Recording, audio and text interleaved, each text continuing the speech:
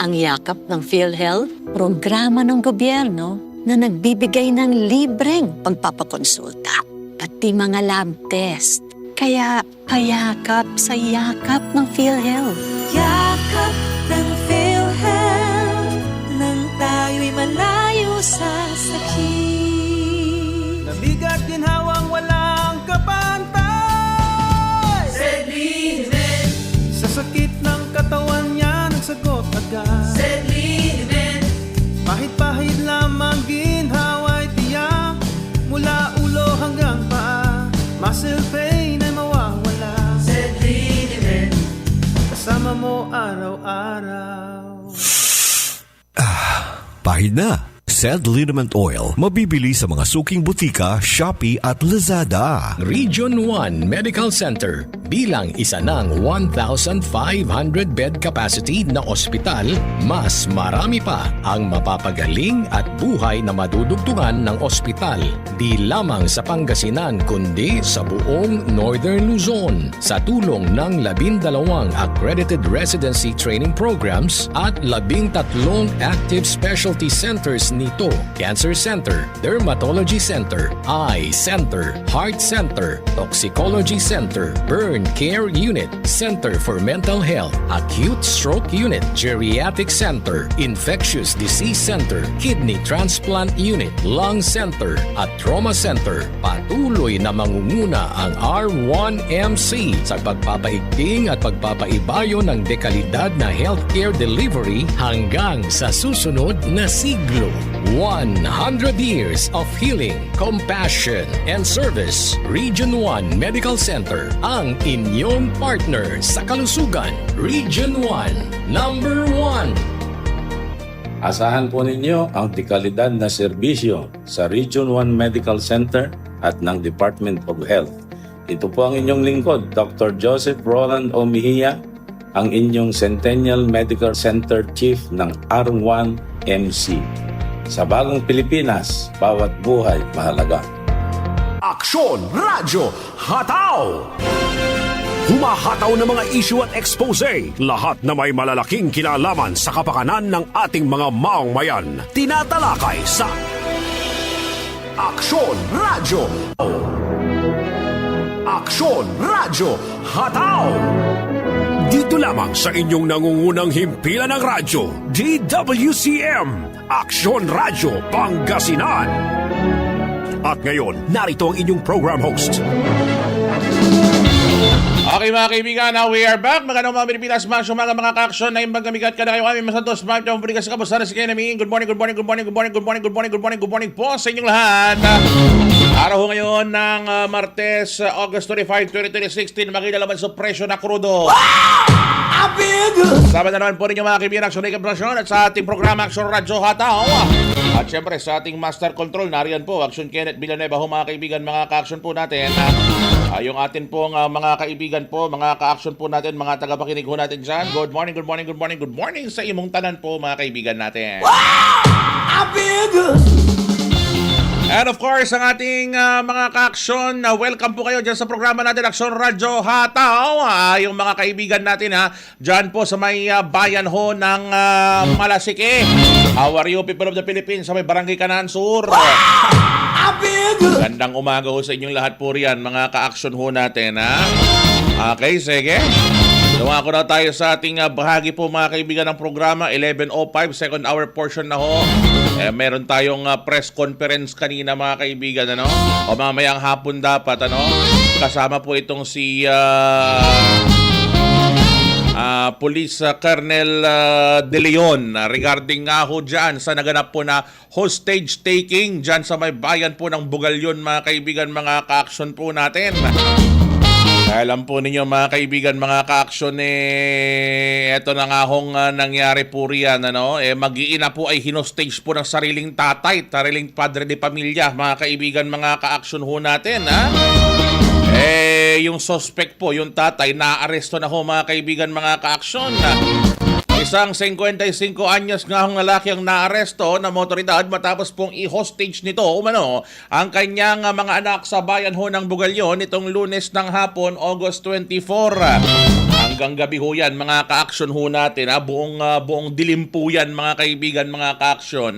Ayon po sa report ho ng pulisya, bandang alas 5 po ng hapon, nang makatanggap po ng report etong Bugalyon Police Station mula sa barangay chairman hinggil sa naturang insidente. Hindi ko na ho babanggitin kung anong chairman yan bilang paggalang po sa privacy ho, no? At doon sa ating nakuha, pagdating ho ng mga pulis doon po sa lugar ho na yon, nakita ho itong suspect na armado po ng itak habang hawak po yung kanyang anak. Agad namang nagipagnegosasyon ng pulisya sa lalaki hanggang sa ibinato dito sa labas yung itak. Magkagayon pa man, muli umano itong naging agresibo at sinaktan po ang biktima. Ayon po sa asawa ng suspect, matagal na umanong nakaranas ng matinding problema ang lalaki matapos mamatay ang kanilang dalawang anak noong 2004 at 2018. Sinabi rin ng asawa na dati na raw nagbabanta at nananakit sa kanilang mga anak ang suspect at may mga pagkakataon na hinahawakan daw silang bihag habang armado ng itak at iba pang matutulis na bagay ang naturang lalaki. So ang nangyari ho mga kaibigan, sa kasagsagan po niya na nakalabas at nakatakas po ang iba nilang mga anak pero naiwan sa kustodiya ng suspect yung isang anak po nito. Dahil po rito nagsagawa ho ng tactical operation ang SWAT team ng Pangasinan PPO. Of course sa pangunguna ho yan ni Police Colonel Dennis De Leon, ano? Matagumpay po nilang napigilan at naaresto itong suspect at ligtas na pong nailigtas itong biktima mga ka-aksyon. Wala naman hong nasaktan po ng malubhas na naturang insidente, ano? At nasa pangangalaga na ho ng pulisya itong suspect para po sa karagdagang investigasyon at legal ho na proseso habang binigyan naman po ng kinakailangang assistance ang mga biktima, mga ka-aksyon ho natin. Congratulations po sa Pangasinan Police Provincial Office sa pag-handle po ninyo dito sa insidente ho na ito, no? Kami po ay natulugod, natutuwa ho mga ka-aksyon sa naging development po ninyo regarding ho dyan sa bagay po na iyan mga ka-aksyon ho natin. Kami po ay pumapalakpak dahil wala hong fatality, wala hong nasawi mga kaibigan, mga ka-aksyon dyan po sa insidente ho na iyan. Wala pong nasaktan mga ka-aksyon ho natin. Very good po kayo mga ka-aksyon ho natin dyan sa Pangasinan Police Provincial Office. Ayan. Alam po ninyo mga ka-aksyon minsan-minsan lang magkaroon po ng ganyang insidente rito sa atin, ano? Magkagayan pa man mga kaibigan, mga ka-aksyon, ano? Ito hong ating pinagdaanan ho riyan, ano? Sa bagay po na yan. Very amazing ho, no? At hindi po nauwi sa malalang bagay po yung operation po na ginawa ho mga kaibigan ng mga kapulisan po natin, ano? Sige, congratulations po sa inyo ho riyan, ha? At syempre ho mga ka-action po natin, dito po sa ating karagdagan ho mga balita, mayroong press conference po ang LTO mga kaibigan at Bureau of Customs. Pakinggan nga natin itong kanilang press conference regarding ho rito. Dahil itong si ASEC Marcos Lacanilaw, ang LTO chief mga kaibigan, mga ka-action, ay nariyan ho. Pakinggan po natin ang press ko ng LTO mga ka-action. From the Land Transportation Office, Executive Director Attorney Martin P. Ontog, Regional Director Attorney Richard Perez, and the division and section chiefs. To formally begin, Maseno from the Bureau Commissioners. Sir. Unang-una kami nagpapasalamat sa Bureau of Customs, Commissioner Ariel Nepomuceno, sir. Sa kanilang presensya sa araw na ito, ang inyong pagdalo ay di lamang nangangahulugan ng patuloy matibay na ugnayan sa pagitan ng LTO at BOC. Bagkus, pinapakita nito ang iisa at malinaw na layunin ng ating ahensya, ang linisin ang ating sistema at mga tanggapan at itaguyod ang integridad at serbisyo publiko. Nais ko rin pong pasalamatan ng ating mga kaibigan mula sa media. Malaki ang inyong naging tulong at papel upang maiparating namin sa publiko ang aming mga serbisyo. Salamat din po sa ating mga kasamahan sa LTO, Bureau of Customs, gayon din sa iba pang nating mga bisita. Ang inyong pong patuloy na suporta ay tunay na nakakahulugan upang may sakatuparan namin ang aming mga mandato. Ang araw pong ito ay hindi lamang isang simpleng interagency collaboration sa pagitan ng LTO at POC. Ito nangangahulugan ng seryosong pagtutulungan sa pagitan ng dalawang ahensya na nagresulta sa mas mabilis at sistematikong epektibong paraan upang maimbestigahan at matukoy ang mga isyu legalidad na kaloob sa Porsche Spider na naging paunang subject ng aming investigasyon sa LTO. Sa pamamagitan ng interagency collaboration na ito, hindi lamang natin nasuri ang mga dokumento at proseso ng saklaw ng LTO at Bureau of Customs. Nagkaroon din tayo ng pagkakataong matukoy at maunawaan ang kasalukuyang legalidad at ang mga isyong kailangang tugunan sa bawat ahensya. Higit sa lahat, ang LTO-BOC collaboration na ito ay nagbibigay ng daan upang maipakita natin sa publiko ang mas lumalalim na seryosong suliranin na dapat natin sama-samang tugunan. Ang paggamit ng mga peking plaka, hindi lamang ito simpleng paglabag sa ating mga batas at regulasyon. Isa itong seryosong banta sa seguridad at kaligtasan ng ating mga kababayan sapagkat ang mga peking plaka ay maaaring gamitin upang mapagtakpan ng iba't ibang uri ng krimen.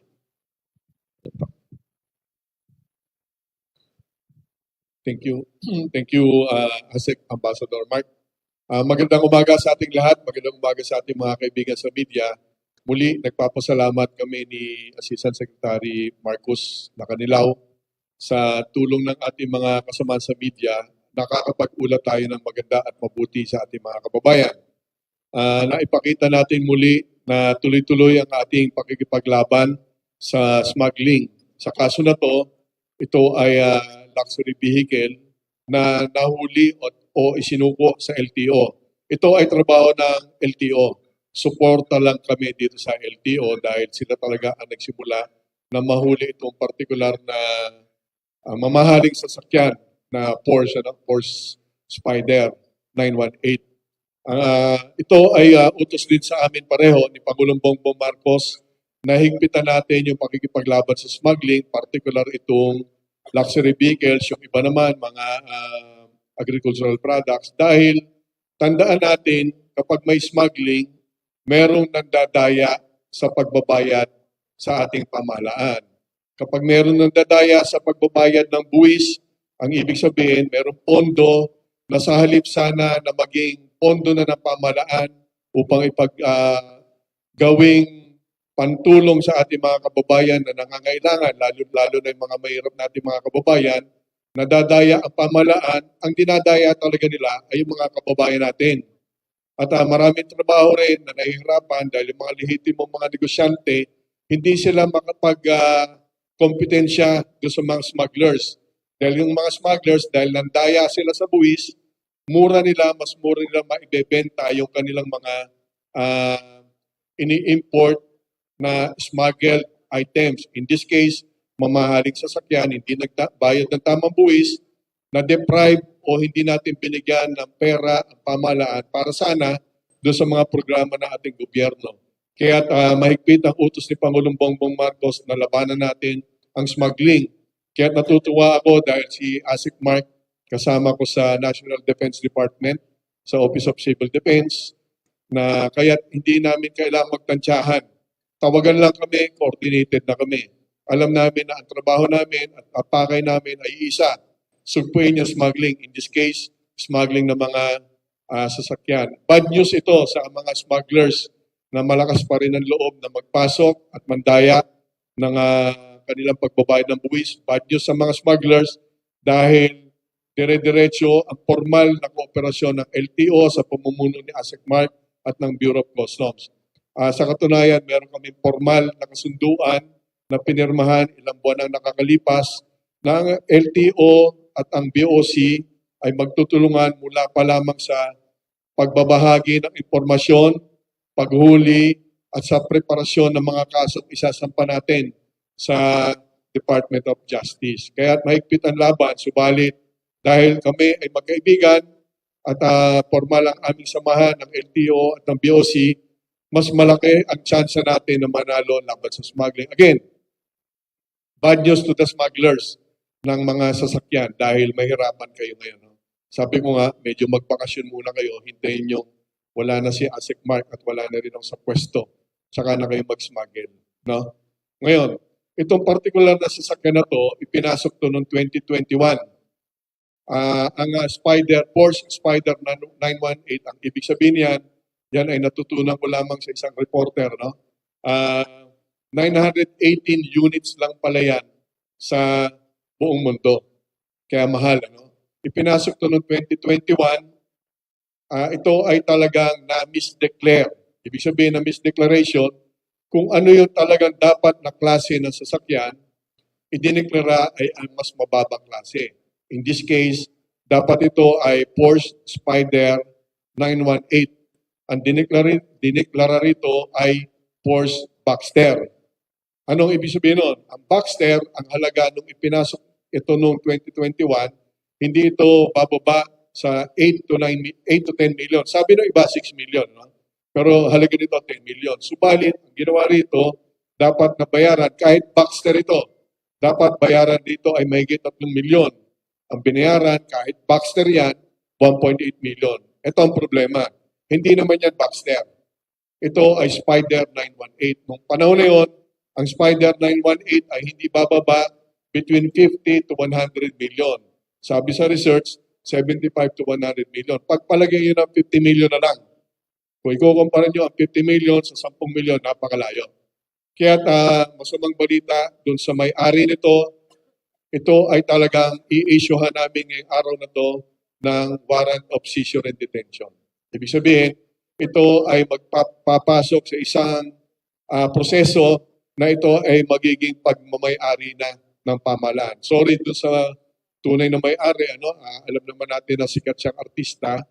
Alam namin, gumawa rin kami ni Asik Mark ng research at nakikita naman natin sa mga programa sa TV at sinehan, maayos na tao naman siya. Padre de pamilya, kaya nga lang, siya ay biktima rin dito. Hindi ko sinasabing smuggler siya dahil binili niya lang ito sa nag-import. Hindi nga, binili niya ito sa isang kumpanya na J-Works. Ang J-Works ay ang negosyo niya, nagpapaganda yan ng mga sasakyan. Kung ilan ulit nagpasalin-salin ang ownership o pagmamay-ari ng sasakyan nito, LTO ang makakaalam nito. Subalit sa aming records, ang nag-import nito galing sa United Arab Emirates ang sasakyan na to, ang shipper nito ay Emirates National General Trading. Ang consignee ng panahon na ipinasok ito sa bansa ay Tobirama Enterprises. At ang customs broker nito ay a certain Richard Singh Colasco. So, yaan ay kakasuhan namin ng smuggling. No? Pasensya na sila, subalit trabaho ng BOC na habulin ang mga nagkasala sa batas. In this case, ang misdeclaration, maganda lang yan sa Ingles. Ang ibig sabihin ng misdeclaration, pandaraya. Di ba? Misdeclare, hindi mo sinabi ng tapat kung ano ito. Dahil in this case, dapat 50 to 100 million ang halaga nito. Dineclare nila ito ng 10 million lang. In fact, ang dineclare nila rito is less than 10 million. At sa panahon ngayon, dahil limited edition ito, hindi ako ganun kagaling sa sasakyan, pero sabi ng mga eksperto at mahilig sa mga sasakyan, ito ay nasa 150 million pesos na ngayon dahil limited edition. Kumbaga, nag-a-appreciate pa yung value. At ang mangyayari dyan, kapag ito ay finally napapunta na sa gobyerno ang pagmamayari nito, yaan ay i-auction din natin. Subalit, meron tayong nire-respeto, ginagalang na due process. May pagkakataon pa yung nag-import nito na napatunayan sa amin na tama ang kanilang importasyon. Malay ninyo, mali ang aming dokumento pero hindi ako naniniwala doon. Dahil sa aming dokumento, ang import entry nito ay inconsistent. Ibig sabihin, meron din pagdodoktor. Paano mo naman maitutuwid yung sinabi mong Boxster, yung pala ay Porsche 918 Spider. At yung certificate of payment, nung panahon na yun, na isinabit sa LTO ay may tama rin. So ito ay kandidato na talaga na maging makonsider na ito ay talagang smuggled o ipinuslit technical smuggling, sa madalit salita, ng daya ito. Kaya ito ay bibigyan natin ng proseso na tinatawag na seizure proceedings upang mabigyan ng pagkakataon yung mga may-ari nito, yung mga nagpasok nito, kasama kung sino man ang mga pumirma sa Bureau of Customs nung panahon na yon, sila ay pananagutin din natin. Kung mapapatunayan na talagang mali ang deklarasyon nito, lahat sila ang mananagot sa batas natin. Dahil again, yan ay utos sa atin ng Pangulong Bongbong Marcos, sa aming dalawa ni Asik Marcos, yan ang utos sa amin na siyang gagampanan natin. At sila ay mananagot sa batas. Nagpapasalamat ako muli sa mga kaibigan sa media at sa LTO dito sa pagkakahuli nila o isinurrender ito sa kanila. No? Pero sila ang humuli dito at kami nagpapasalamat sa LTO at particularly kay Assistant Secretary LTO Chief Marcos Lacanilao. Thank you. Thank you.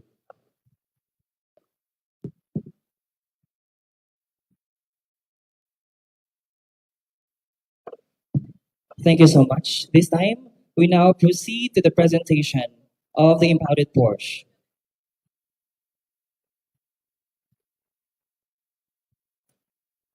Okay, let's proceed to entertaining questions from the media. Before that, may I remind our media friends to please anchor your questions to the concerns of today's press conference and kindly limit your questions to 3 unless otherwise there is a need for a follow-up question. State your name and the media organization you represent before delivering question. Questions, please.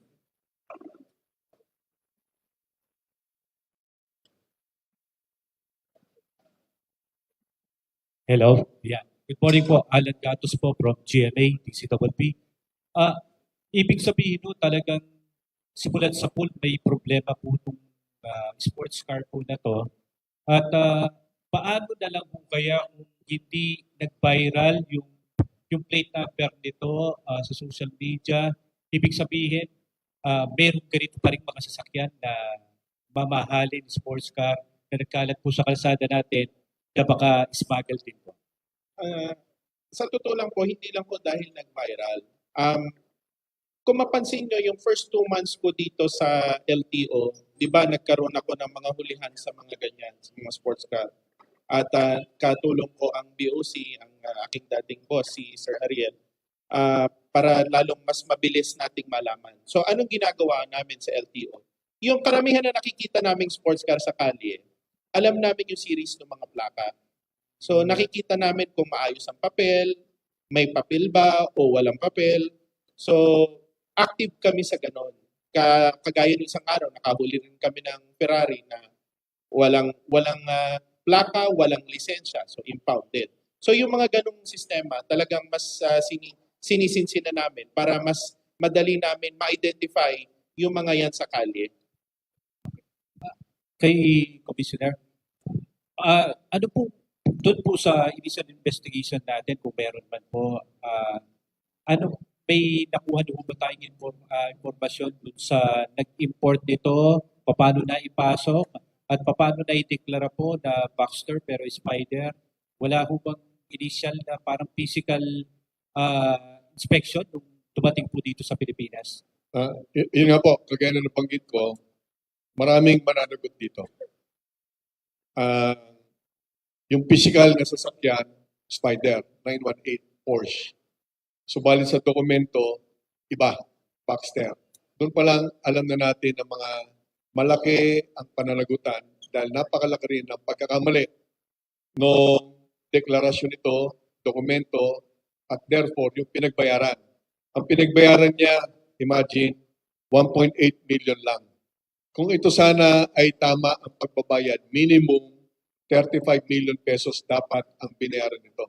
Doon sa panahon na ipinasok nito na between 50 to 100 million yung halaga ng totoong Porsche Spider 918, dapat ang binayaran. That time, hindi bababa sa 35 million. Of course, may computation siya. No? Subalit ang binayaran lang, 1.8 million dahil nga dinoktor yung dokumento. Obviously, kung talagang ginawa yung trabaho, hindi mangyayari yun. Kaya nabanggit ko nga, lahat yung mga yan, yung nag-import, broker, consignee, at yung mga tauhan namin sa BOC, unfortunately, mahaba ang paliwanag nilang gawin Subalit kung pagbabasihan natin dokumento, kahon na yan eh. May pagka-formalidad nila. Kaya lang, magagalit ang mga abogado natin, bibigyan natin ng due process. Kapag di ko binigyan ng due process yon, magwewelga yung mga abogado natin, di ba? So everyone is entitled to their privilege to enjoy the due process being accorded to everyone. All citizens are entitled for the due process.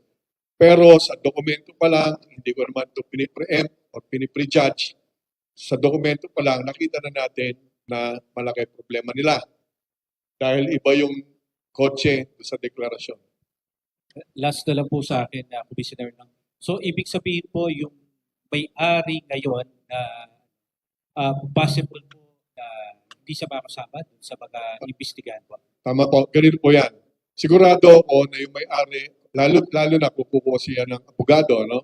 Yung tinatawag na buyer in good faith, yun ang magiging depensa naman talaga. No? Again, nasa konstitusyon natin, they will be given the presumption of innocence, di ba? Dahil naman, baka naman talaga binili nila. Naniniwala naman ako kahit paano, no? Dahil ilang sali na to eh. Hindi naman siya importer, based on record. But again, ayoko i-prejudge. Pero may karapatan na maging depensa nung kasalukuyang may-ari. I understand yung artista, no, na sikat. 4 to 4.5 years niya ng pagmamay-ari itong sasakyan na to. At he claims na buyer in good faith siya. Ibig sabihin, hindi siya nag-import ito. Binili niya lang ito, again, to sa J-Works, sa report. At malay niya kung saan galing o paano ito pinasok ng bansa. Yun ang paliwanag niya. At sigurado ko yan din ang gagawin ng kanyang abogado kung darating sa ganung usapin. Ano? Ang mahabang paliwanag nito, yung mismong nagpasok na ito. Ngayon, ibang istorya. Kung hindi ko sinasabing ito nangyari, kung yung mga bumibili ngayon, yung mga ng mga mamahaling sasakyan, hindi lang siya, no? Hindi lang yung artista, no? Kung sila ay bumili buyer in good faith sa mga importers ngayon or kasa, no? At sila ang gagawin nilang depensa, buyer in good faith sila. Subalit, kapag yung mga nag-import, ginawa naman depensa na hindi po, ang talaga nagpa-import nito ay sila mismo, ay ibang story yon. At kunwari, mag-testify mismo yung importer na pera po ito ng importer, alam may-ari, alam po nila ang katotohanan, ay ibang story yun. Mahirapan na sila maging buyer in good faith. Di po ba? Subalit, until merong ganong klaseng testimonya o dokumento na yung check-in pinambayad sa import ay yung mismong may-ari, iba po story yun. No, but not until then, ang presumption po natin, kung sino nag-import, based on record, siya yung nagpasok. At kung ito is smuggled, siya ang smuggler. At kung sino ang kanyang mga naging katuwang, protektor sa maling kampihan na taga Bureau of Customs, hindi natin yan papayagang makalusot. Thank you po. Good morning po. Gerard de la Peña from TV5. Sir, nabanggit niyo yung tungkol dun sa artista na that person can say na they are buyer in good faith. Now, ibig sabihin po ito kasama pa rin siya sa ipapatawag or isa-summon or idedemanda? Ganun po yan. May preliminary investigation naman. Ano? Ayaw naman natin basta kasuhan ka kung talaga namang malinis ang papeles, malinis lahat. Ano? There will be a due process. Tanggapin na natin, kapag kinasuhan ka pero biktima ka, magkakastigma ka naman. Ang kawawa naman. Hindi lang siya. Hindi dahil sa... ako nga tagahanga niya. No? Pinapanood ko yung mga bilibangon niya sa katawan, mas payat sa amin ni Asik Mark yan. Di ba? Model siya. Kaya lang, hindi naman dahil doon na iniiwas natin siya sa problema. Magkakaroon na ng investigasyon, based sa preliminary investigation, kung sino yung tatamaan, wala na naman tayong iiwasan dyan. Ano? We will still wait for the investigation to happen, pero sigurado ako patatawag siya kasi siyang may-ari.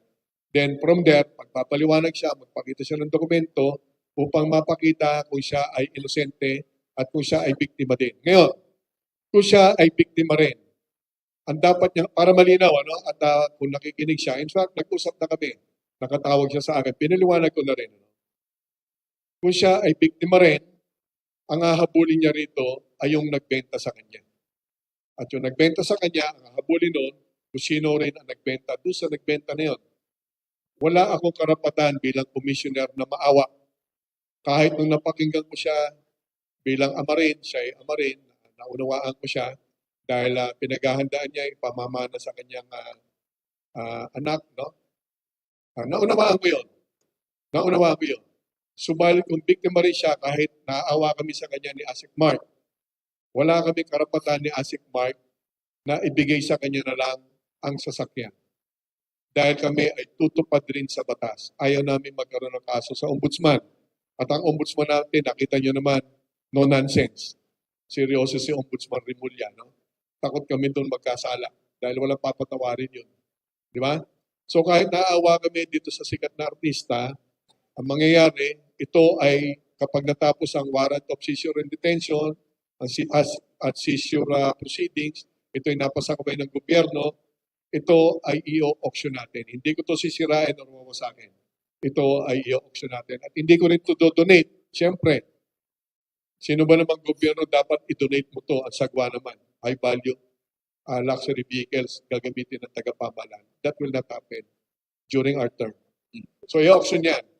Sorry doon sa may-ari, kung biktima man siya, hindi ito mapapasa kamay niya at hindi namin ito ibabalik sa kanya. Dahil walang basehan sa batas. Sana kung meron. No? Sana kung meron. Subalit sa ngayon, wala kami nakikitang basihan na magbibigay sa amin ng kapangyarihan ni Asik Mark na ito ay basta na lang isulit sa biktima. Habulin niya yung mga ng biktima sa kanya. Sir, nasaan po yung sakyan niya yun? Anong status? Nasa LTO. Nakikiusap ako kay Asik Mark kung po pwedeng dito na muna kasi naghahanap pa ang BOC kami ng warehouse na maayos dahil hindi maayos yung warehouse namin. Ayokong detalye, i-auction namin yung iba, baka bumaba yung presyo. So, dito na muna kung okay lang dahil may maintenance daw to eh. Parang dapat charge every so often para wag bumagsak yung value. So sabi nga, sa ngayon, parang $3 million na to eh. Nag-appreciate sa halip na $2 million, nasa $3 million na. So pwede pang pwede pang kumita pamahalaan. So maaaring dito na muna kung papayag ang LTO dahil meron pa kami 25 sasakyan na luxury vehicles na i-auction na nasa BOC.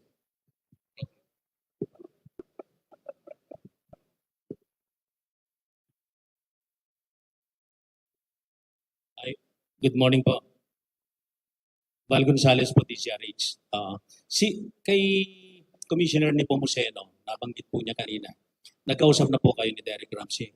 Doon po sa panig naman ng LTO, ASEC Lacanilao, sir, compliant din ba si Derek Ramsey? I mean, compliant po ba siya doon sa mga patawag ninyo sa nagpapatuloy ninyong investigasyon? Oo naman. Kasi inunahan na nila yung nakaschedule na show cause order na hearing. Pumunta na sila dito. Pati yung kaibigan niya na negosyante, yung nahuling kung sino yung nagkabit ng peke na plaka, pumunta rin dito. Sinurrender niya yung kanyang driver's license, tapos si Mr.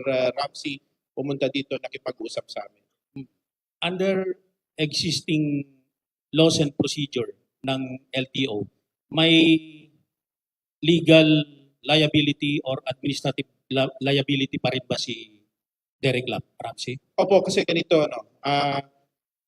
bukod po dun sa kinaharap nila sa Bureau of Customs, meron din silang haharapin sa amin sa LTO kasi yung papaano nagkaroon ng papeles. Okay? So, alam naman natin na merong mali dun sa mga papeles na ginawa nila sa Bureau of Customs. Tapos pagdating na sa amin sa LTO, na-issuehan ng ORCR. Kung maalala nyo yung nangyari ng mga nahuling sasakyan ng Bureau of Customs dati, yung Bugatti, yung mga opisyal ng LTO na na-involve sa pagbibigay ng mga papeles doon ay nakasuhan at natanggal na. Yung regional director nga na NCR natanggal na eh. Kaya dahil dito. Pero may kinaharap pa rin silang kaso. So ang ibig ko sabihin, hindi porke nabigyan ng papeles, akala nila hindi sila ligtas. So lahat ng mga tao na na-involved na dumaan yung mga papeles, pati yung isang, may isang tao pa bago kay Mr. Ramsey ang under investigation. At yung mga empleyado rin ng LTO na nakapagbigay ng ORCR dito sa sasakyan na to. As a brief information na lang, paano nga ba yung nangyari at nahuli ninyo itong sasakyan na ito, sir? Okay, Para sa kaalaman lang ng lahat. Opo, yung po kasing Porsche 918, sa kaalaman ng lahat, limited yan dito sa atin. Kung hindi ako nagkakamali dito sa Pilipinas, 4 lang yan. Hanggang sa nakita ko yan, tumatakbo sa EDSA, gumamit siya ng plaka na AJV 0918. Yung plaka na AJV 0918, wala pong ini-issue ang LTO ng ganong plaka. So nakita po namin, nag-imbestiga po kami, na hanggang sa natuntun namin kung ano yung original na plaka ng sasakyan at kung sino ang may possession ng sasakyan. So agad po kami nag-issue ng show cause order para po mai-alarma yung original na history yung original na plaka ng sasakyan para po may alarm siya. At na-identify din namin yung driver ng sasakyan na si Mr. Bilago. So kaya ganun din, suspendido yung kanyang driver's license, kailangan niyang humarap sa amin. So humarap sila pareho sa amin, tinurn over yung driver's license at yung sasakyan. Last na lang ho kay Commissioner Nepomuceno, sir. Doon ho sa kaso ng mga sasakyan ng mga diskayas, may common denominator, Commissioner eh. Lahat binili sa tao, lahat binili doon sa mga dealer na sangkot sa pagpapaikot para hindi makabayad, makapagnakaw ng tax sa gobyerno. Now, considering that scenario, hanggang ngayon, ganito pa rin ang kaso nito. And I'm sure marami pa rin mga smuggled vehicle. Minsan nakakakita tayo na hindi pangkaraniwang mga sasakyan, one of a kind. Mabuti na nga lang, LTO initiative itong pagkakahuli po nito. Wala bang programa ang Bureau of Customs na once and for all matuldukan na itong ganitong klase ng pagpapalusot at hindi pagbabayad dun sa mga luxury vehicles? Wala bang ikakasang crackdown ang Bureau of Customs laban dun sa mga dealer na patuloy na nagpapaikot sa pagpapakalat ng mga smuggled vehicles? Tama. Buti na itanong po niya. Dalawang bagay. Una, linawin ko lang, itong particular na sasakyan na to, pumasok to 2021. Kami ay nasa National Defense Department 2022. Kami ni ASEC Mark. Ako'y namuno ng Customs July 20, last year lang. Pumasok tong mga ito, yung sinabi niyong Diskaya at lahat ng mga yon, hindi naman sa defensive, pero bigyan niyo kami ng karapatang maging defensive ng konti. Pumasok ang mga yan bago kami naging pinuno ng BOC at ng LTO. Si ASEC Mark this year lang, October last year. So halos sabay kami. Pumasok ang mga yan bago kami naging pinuno. Okay. Pangalawa, i-research ninyo. Bumagsak na ang importation ng mga luxury vehicles. Napakaraming cancellations. Lalong-lalo na ng mga Land Cruisers. Bumagsak na. At yung mga nagpapasok, I assure you, tama na ang pagbabayaran yan. Ngayon, yung mga pumasok ng mga luxury vehicles na nandaya sa ating mga kababayan at dinaya ang ating pamahalaan, yan ay pinapakasuhan natin. Kung di sila natatakot sa kaso, ewan ko na lang.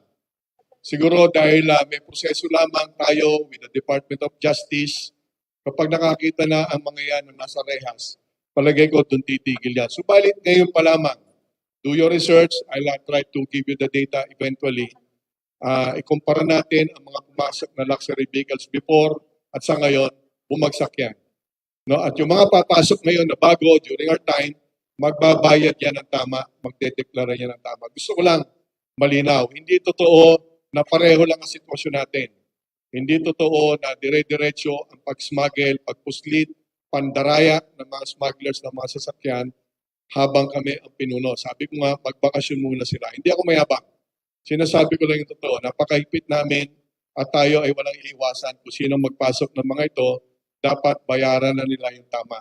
Panahon na para bigyan natin ng mas mabigat na timbang yung pagmamahal naman natin sa bansa. No? Mayayaman naman yung mga yung magbayad sila ng tamang buwis. At kami naman sa LTO at BOC, kaya namin gawin yung trabaho namin. Madaling bantayan yan. Pag gusto.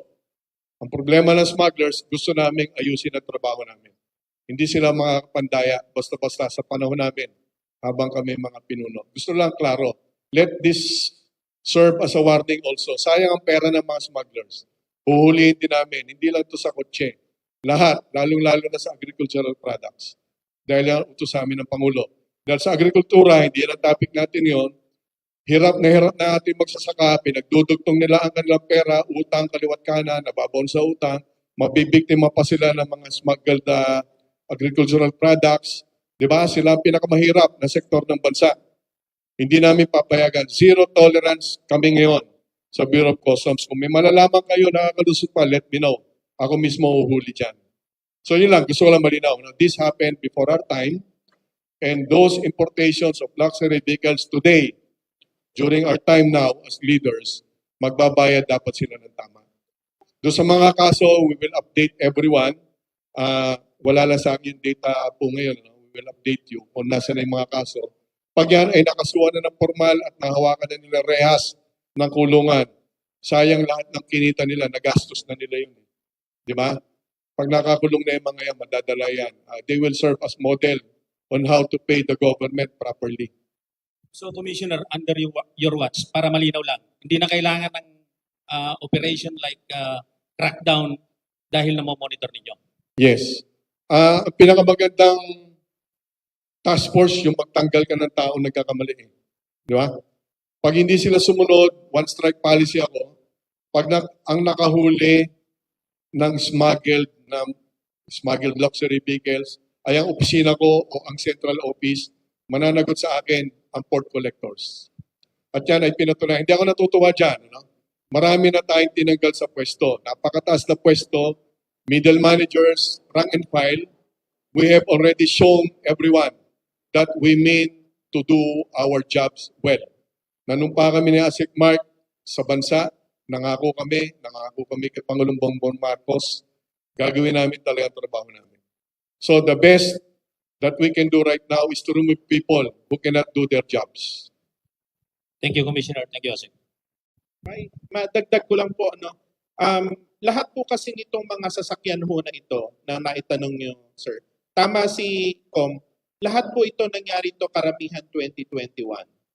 Okay, nagkaroon ng papeles sa amin to first quarter ng 2022.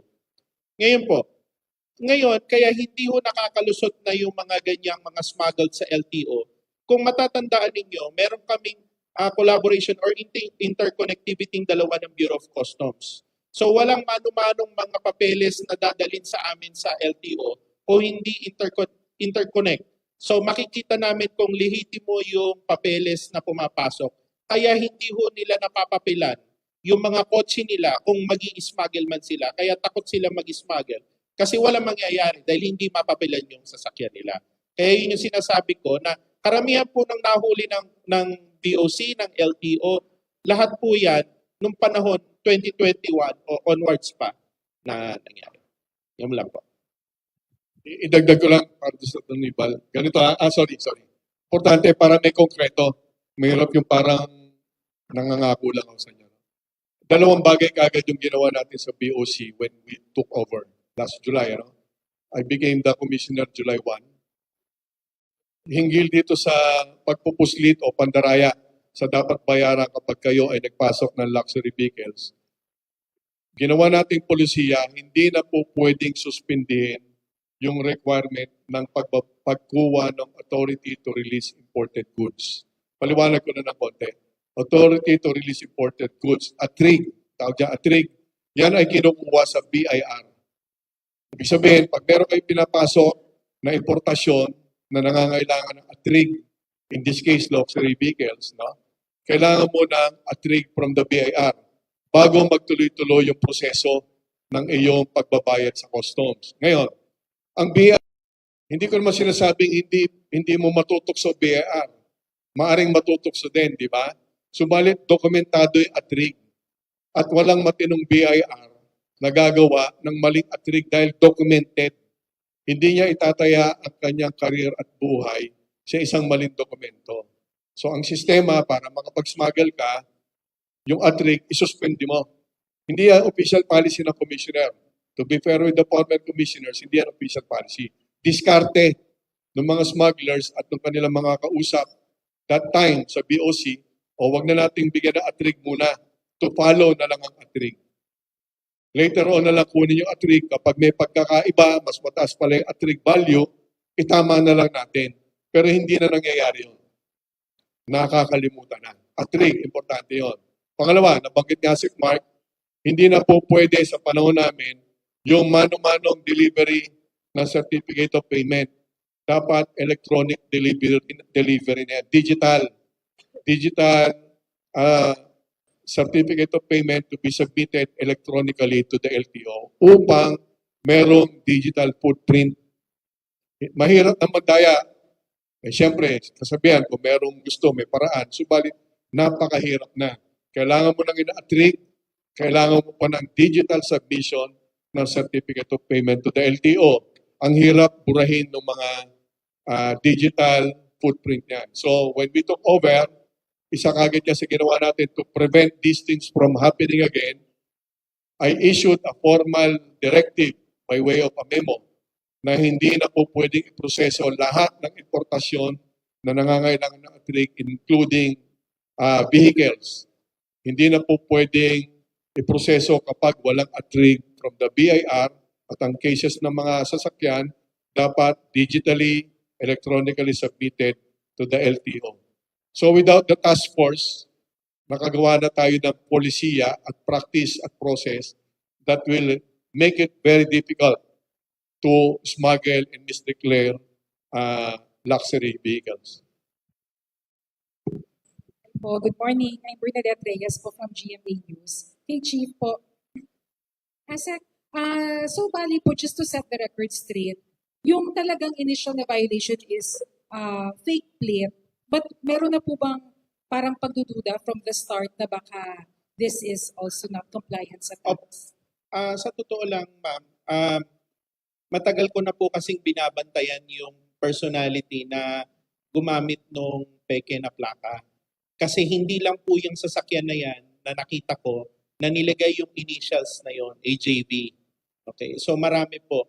So nakita ko lang na tumakbo sa kalye kasi ang jurisdiction ko po kalye. Kung nasa private na lugar, wala akong jurisdiction doon. Kaya lang ito tumakbo ho sa kalye. So nakunan siya, kaya ho nagkaroon ho kami ng investigasyon kaagad. So matagal na po namin iniimbestigahan yung tao dahil nga ho sa paggamit ng mga peking plaka. Pero nandun po ba yung pagdududa na baka hindi rin nagbabayad ng tamang tax or in-import without the proper payment? Kami naman po kasi standard, ma'am, no? Pagka nag-verify kami ng sasakyan, verify kami kaagad sa Bureau of Customs. Kasi doon na namin makikita, pag nakita namin may problema na, tatrabahuin na namin dire-diretso yun. Meron na po ba ngayong mga na-suspend or naka-preventive suspension sa both BOC and LTO? Sa amin po, may natanggal na po ako nakasuhan. Kung matatandaan po niyo yung mga na-involved doon sa sasakyan ni Diskaya at saka ho yung Bugatti, nakasuhan at natanggal ko. Yung regional director ho doon natanggal na, nakasuhan pa. So yung mga empleyado po na nakadikit doon, ganun din po. In relation po dito sa car nitong actor? Ito po, ongoing po yung investigation. Pero meron pong mga mananagot o makakasuhan mga empleyado po dito. Pero wala pa po ngayon naka-relieve. Wala pa po. Currently, wala pang relief. Wala pa po, pero ngayon po within the day po kasi nagbagyuhan last weekend. So ngayon po ang start po ng bakbakan dyan. Sir, meron yatang scheduled supposedly na appearance yung actor and the businessman this afternoon or wala na po? Wala na po kasi pumunta na sila ng mas maaga sa amin.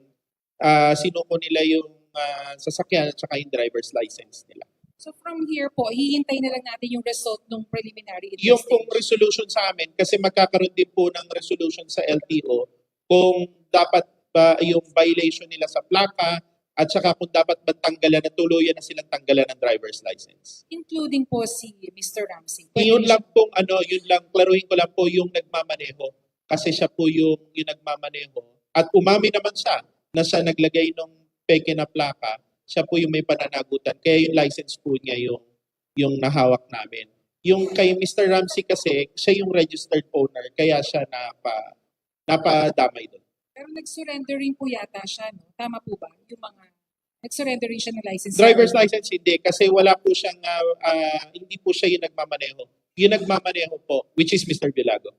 Thank you po. Thank you.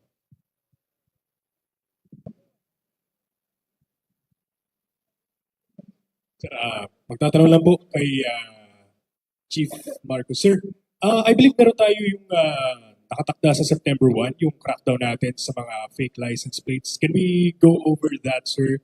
Ano yung mga gagawin ng LTO at saka ano yung possible na Okay, violation? nakita ho kasi natin ngayon online naging rampant yung mga gumagawa ng mga peking plaka. No? Ginagaya nila na eksakto yung ini-issue ng LTO ng gobyerno, yung mga plaka. Bawal na bawal po yun. So, September 1, kukumpiskahin po namin lahat ng mga plaka na pinagawa nila online o yung kinopya yung inisyo ng LTO. Kukumpiskahin po namin. Ngayon, kung wala pa sila talagang plaka, kailangan meron silang daladalang authorization to use improvised plate. Pag wala po silang daladalang authorization to use improvised plate, i-impound po namin yung sasakyan nila. Ngayon naman, kailangan po updated po yun. Kasi nung may mga nahuli po ako, na ang kanilang authorization to use improvised plate, minsan 3 years, 2 years. May mga plaka na sadya sila. Kaya lang, ayaw nilang asikasuhin kasi nasanay na silang ganon na gamitin. So paalala lang po, no? Kasi humingi na rin kami ng tulong sa PNP dito and NBI para matigil yung mga gumagawa ng mga plaka. Hindi rin uubra na yung kinopya nilang plaka ng issue ng LTO, lalagyan lang nila ng sticker sa ilalim ng improvised plate. Bawal po yun. Kukumpiskahin ko pa rin po yun. Ang mas maigi pa nga na yung magpagawa sila nung araw, di ba, yung mga acrylic tapos naka-sticker or Panaflex, walang problema sa amin yun. Basta may dala silang authorization. Pero yung kopyahin nila yung issue ng gobyerno, kukumpiskahin ko po yun. Sir, so paano po mangyayari? Yung implementation po natin yan, huhuliin sa mga kalsada o i-rate din natin yung mga gumagawa? Yung pong mga gumagawa po ng mga plaka, yung may mga makina, humingi kami ng tulong sa ibang enforcement agency, which is PNP and NBI, para matigil yan. Kami, lahat na makikita namin sa kalye, huhulihin namin, kukumpiskahin namin yung mga plakang yan. Yan lang. Thank you po. Thank you. Is there any more questions from the media?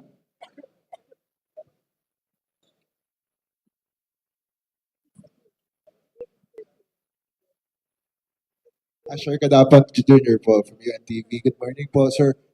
Siguro kay ASEC Marcus, yung sinabi niyo po kanina because sa BOC ay may haharapin sa LTO yung panig ni na Derek kasi kailangan pang